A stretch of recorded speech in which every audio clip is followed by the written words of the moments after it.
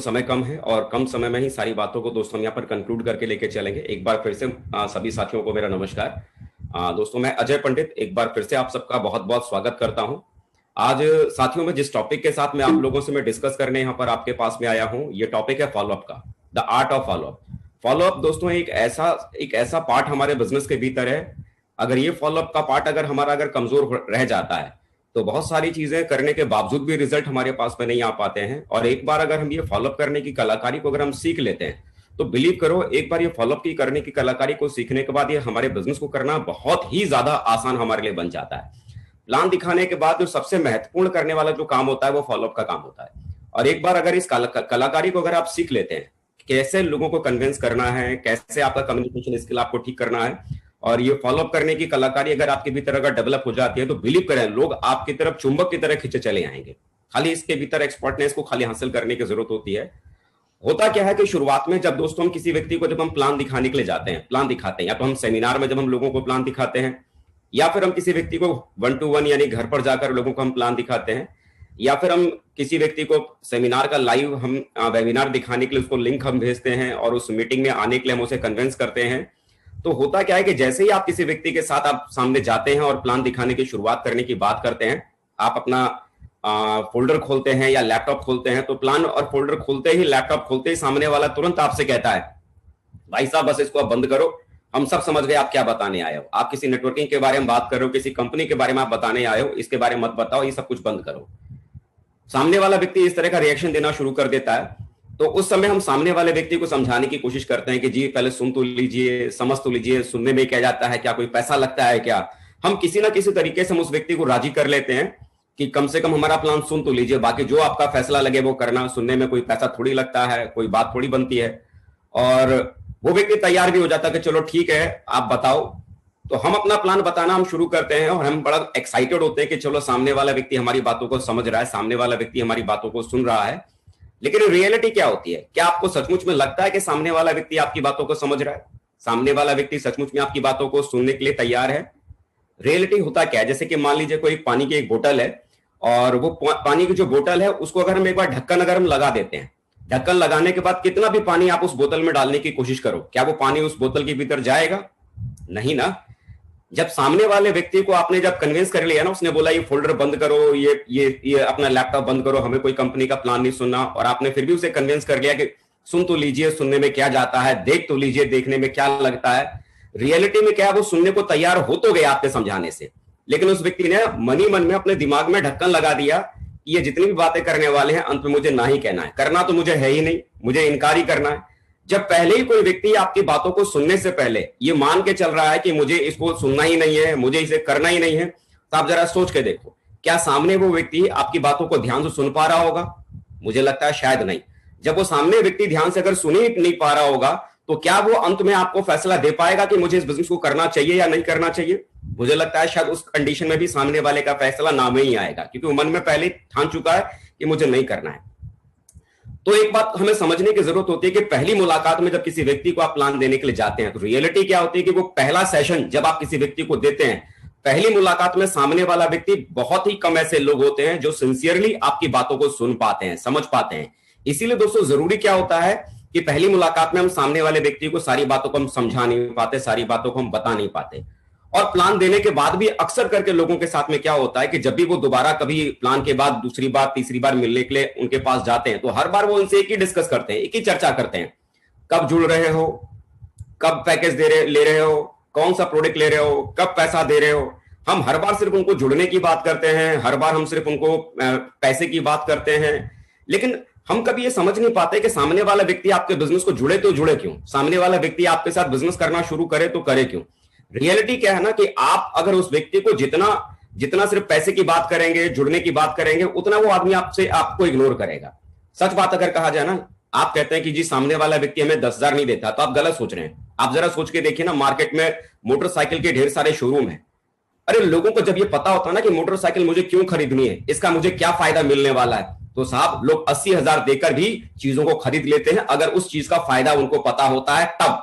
अगर आपके बिजनेस में जुड़ने का फायदा अगर उस व्यक्ति को अगर समझ में आ जाए कि आपके साथ वो सेफ शॉप बिजनेस का कारोबार शुरू करे, तो इस कारोबार को शुरू करने से उसे क्या फायदा मिल सकता है, तो बिलीव कीजिए जब आदमी 80,000 देकर अपने फायदे की चीज खरीद सकता है तो 10,000 देकर आपके साथ सेफ शॉप का प्रोडक्ट खरीद कर भी अपनी जिंदगी बदलने की शुरुआत कर सकता है। जरूरत क्या होती है, हमें शुरुआती दौर में एक बार में किसी व्यक्ति को आपके बिजनेस की चीजें समझ में आती नहीं है। फॉलोअप एक ऐसा प्रोसेस होता है, प्लान देखने के बाद कोई व्यक्ति तुरंत निर्णय नहीं ले पाता कि उसे करना चाहिए या नहीं करना चाहिए। दोबारा मिलकर ही हम उसे निर्णय लेने में हम उसकी मदद करते हैं और इसी प्रोसेस को हम यहां पर फॉलोअप करते हैं। हम लगातार दोस्तों एक स्टैटिस्टिक्स बोलता है, एक डाटा बोलता है कि अगर एक मुलाकात में किसी व्यक्ति से आप अगर चाहते हैं कि वो सेल में कन्वर्ट हो जाए तो ऐसा बहुत कम होता है कि जहां पर एक बार प्लान देने के बाद ही कोई व्यक्ति आपके बिजनेस में जुड़ जाता है। सिर्फ 2% लोग ही होते हैं जो एक मुलाकात में आपके साथ में जुड़ जाते हैं। 2% दो मुलाकातों में 3% लोग ही आपके बिजनेस में जुड़ते हैं। 3 मुलाकातों में सिर्फ 5% लोग आपके बिजनेस में आते हैं। 4 मुलाकात में सिर्फ 10% लोग आपके बिजनेस में जुड़ते हैं। लेकिन 80% लोग जो आपके बिजनेस में आते हैं वो 5 से 12 मुलाकातों में आपके साथ में जुड़ते हैं। 5 से 12 मुलाकात करने की जरूरत पड़ती है तब कहीं जाकर 80% लोग हमारे साथ जुड़ते हैं।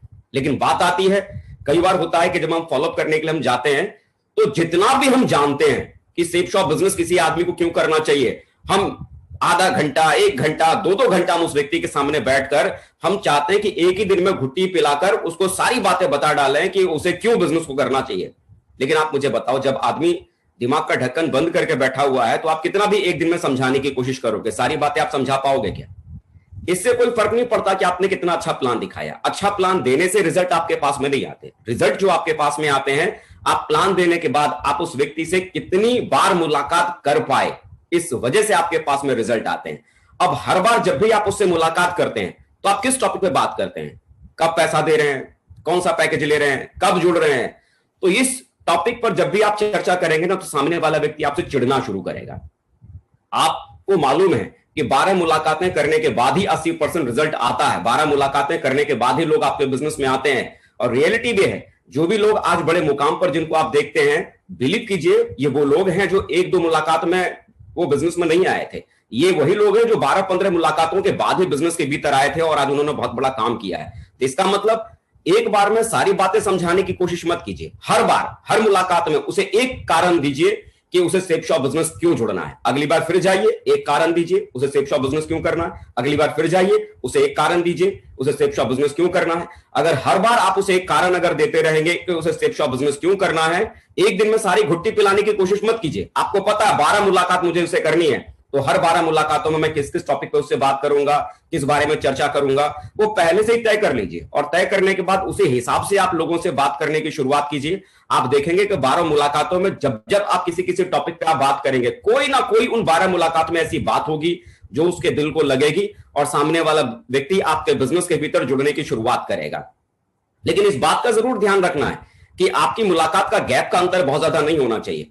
अगर आप किसी व्यक्ति की अगर आप पहले 24 घंटे में फॉलोअप करते हैं तो आपको 90% चांस है कि वो व्यक्ति आपके साथ में जुड़ सकता है।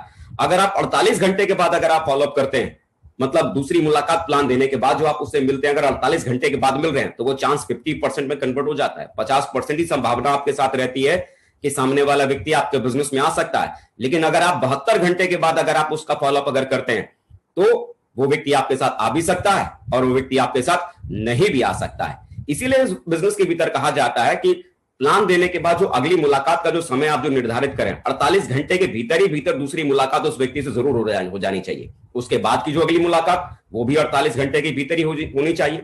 बहुत लंबा गैप नहीं होना चाहिए, बहुत लंबा गैप नहीं होना चाहिए। और एक निश्चित अंतराल के बाद उससे आप मिलते रहिए।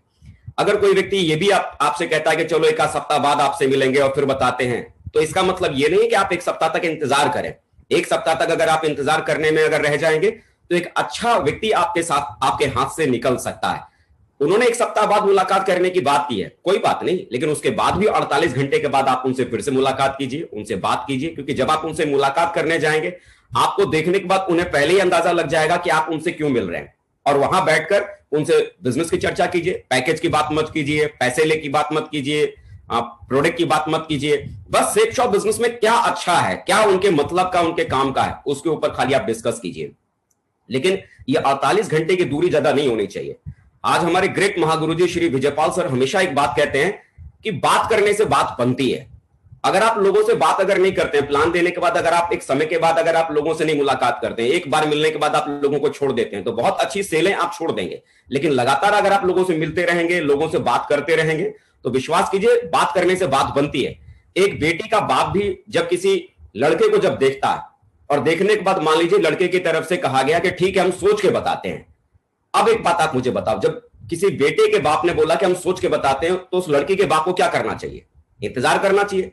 कितने दिन इंतजार करना चाहिए? महीना, 2 महीना? मालूम पड़ा 1 साल बाद वो बेटी का बाप पता करने गया कि भाई उन्होंने भी बताया नहीं, सोच के उन्होंने बताया नहीं, और 1 साल बाद जब उनके घर पे जाता है तो क्या देखता है? उनके घर में तो मुन्ना खेल रहा है। तो मेरे यार इंतजार भी इतना नहीं होना चाहिए कि जहां हम सोच रहे थे कि भाई वो रिजल्ट आना चाहिए, मालूम पड़ा आप इंतजार ही करते रहे साल भर तक कि वो सोच के बताएंगे। मालूम पड़ा उस 1 साल में तो कोई दूसरा व्यक्ति उनको बराबर समझाकर, बिजनेस में लाकर, काम करवाकर उस व्यक्ति को पर्ल तक लेके चला गया। तो इंतजार नहीं करना चाहिए। 24 घंटे के भीतर उस व्यक्ति से हर हाल में मुलाकात करना बहुत जरूरी है। हर हाल में मुलाकात करना जरूरी है। फॉलोअप के भीतर दोस्तों जो आपको कामयाबी मिलती है वो 2 वजह से मिलती है। पहली चीज, आप कितनी बार अपने गेस्ट से मिलते हैं, कितनी बार। 1-2 मुलाकातों में अगर आप गेस्ट को अगर छोड़ देते हैं कि नहीं मुझे लगता नहीं है वो करेगा, तो इसका मतलब आप बिलीव कीजिए आने वाले कल के बहुत बड़े बड़े डायमंड्स को आप अपनी टीम में खोते चले जाएंगे। क्योंकि अच्छे लोग 1-2 मुलाकातों में बिजनेस के भीतर नहीं आते, क्योंकि 1-2 मुलाकातों में चीजें समझ में नहीं आती हैं। हम और आप भी अगर खुद को अगर देखते हैं तो एक मुलाकात में हम और आप भी नहीं जुड़े थे। और दूसरी जो चीज होती है, आपने कितने गहरे संबंध अपने गेस्ट के साथ बनाए हैं। क्योंकि इस बात को आप समझिए कि कोई भी व्यक्ति कंपनी को पहले ज्वाइन नहीं करता, वो कंपनी को नहीं जानता, वो सबसे पहले आपको देखता है। अगर आप सामने वाले व्यक्ति को आप अगर पसंद आते हैं, आप अगर अच्छे लगते हैं, तो वो आदमी आपके साथ जुड़ना चाहता है। लेकिन आप अगर उस व्यक्ति को अगर पसंद नहीं आते हैं, आप अगर उससे एक अच्छा रिश्ता नहीं बना पाते हैं, तो वो व्यक्ति आपके साथ आगे बिजनेस को लेकर नहीं बढ़ना चाहेगा। तो ये 2 चीजें जो बड़ा मायने रखती हैं कि आप जितना ज्यादा लोगों से मिलेंगे, जितना ज्यादा आप लोगों से मिलेंगे, उतना अच्छी तरह से वो आपको समझ पाएंगे, आप में उनका इंटरेस्ट जागेगा और धीरे धीरे आप उनको अच्छे लगने लगेंगे। और जिसका नतीजा क्या मिलेगा कि वो आपके साथ बिजनेस करना चाहेंगे, आपके साथ आगे बढ़ना चाहेंगे। तो जरूरी है इस फॉलोअप के भीतर ज्यादा से ज्यादा बार ऐसा मत कीजिए कि एक बार प्लान देने के बाद 1-2 बार मिलने के बाद आप गिव अप कर दीजिए। गिव अप कर देंगे तो आप उनको ना समझ पाएंगे, ना आगे लेके जा पाएंगे। ये 2 चीजों को जरूर आप फोकस करें। ध्यान जो देने वाली जो बात है, जो मुझे समझ में आता है कि सबसे पहले अपने गेस्ट से जब संपर्क बनाए तो उनसे दोस्ती बढ़ाने की कोशिश कीजिए। प्लान देने के बाद उनसे ये मत सोचो कि वो कब मैं उनसे पैकेज का पैसा ले लूंगा, कब मैं उनका डीडी में कलेक्ट कर लूंगा, कब मैं सेल निकाल लूंगा। सेल निकालने के चक्कर में रहेंगे तो सिर्फ सेल निकाल पाएंगे। लोगों का दिल जीतना ये बहुत बड़ी बात है। सबसे पहला काम आपको क्या करने की जरूरत है कि उनसे दोस्ती बढ़ाइए। दोस्ती बढ़ाने के बाद उनके जीवन में जो सबसे बड़ी समस्या है वो खोजना शुरू कीजिए। हर व्यक्ति की लाइफ में कोई ना कोई ट्रेजेडी चल रही होती है, कोई ना कोई होता है, परेशानी में होता है। किसी आदमी के दिमाग में है कि भाई मेरी बेटी की शादी करनी, जवान है। किसी आदमी के दिमाग में रहता है कि मेरे बेटे का करियर सेटल करना है। किसी को लगता है कि भाई मेरे घर में मेरे भाइयों से विवाद चल रहा है, मुझे मेरे लिए कोई घर बनाना है। कोई कुछ और ड्रीम देख रहा होता है। किसी के पास किसी लाइफ में कोई समस्या होती है, किसी के लाइफ में कोई प्रॉब्लम होती है। आपका काम क्या है? जब आप उनसे दोस्ती बढ़ाएंगे, उनसे बात करेंगे, तो धीरे धीरे आपको समझ में आना शुरू होगा कि इस व्यक्ति की जिंदगी में चल क्या रहा है, ये आदमी अपनी जिंदगी में क्या चाह रहा है। और वो चीज अगर आप समझ लेते हैं, उसकी लाइफ की सबसे बड़ी प्रॉब्लम को अगर आप समझ लेते हैं, तो आपका सिर्फ एक ही काम बचता है कि उसकी लाइफ का जो प्रॉब्लम है, उसकी लाइफ की जो समस्या है, उसका इलाज सेफ शॉप से कैसे हो सकता है। उसे आप ढूंढकर उसको वो रास्ता बताइए और उस रास्ते पर आप लेके जाइए। अगर आपने वो विकल्प अगर उस व्यक्ति को बता दिया ना कि जी आप अपने बेटे के करियर के बारे में आप परेशान हैं, चिंता मत करो, और आपने उस व्यक्ति को ये समझाने में अगर आप कामयाब हो गए कैसे सेफ शॉप की वजह से आप अपने बेटे का करियर संवार सकते हैं, अगर आप उस व्यक्ति को ये समझाने में कामयाब हो गए, जो आदमी अपनी बेटी की शादी को लेकर चिंता में है कि कैसे सेफ शॉप की वजह से उसकी बेटी की शादी शानदार तरीके से हो सकती है, अगर वो अपने भविष्य को लेकर चिंता में है तो कैसे सेफ शॉप की वजह से उसका भविष्य अच्छा हो सकता है, अगर ये समझाने में कामयाब हो गए, तो विश्वास कीजिए सामने वाला व्यक्ति ना केवल आपके बिजनेस को ज्वाइन करेगा, बल्कि बहुत ही बड़ा काम वो व्यक्ति करके दिखाएगा। अगर आपने सही तरीके से उसकी समस्या को खोज लिया और उसकी उस समस्या के ऊपर अगर आपने काम करना शुरू कर दिया, उस समस्या के बारे में बात करना शुरू कर दिया।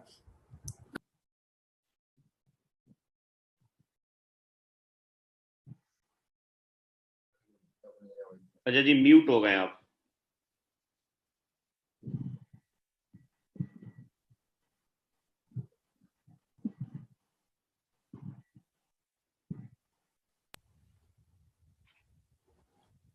कई बार लोगों में घबराहट होती है कि सर हम लोगों से, मुझे मुलाकात करने में बड़ा डर लगता है, मुझे घबराहट होती है, मैं कैसे लोगों से बात करूं। आप क्यों घबराते हैं लोगों से मुलाकात करने में?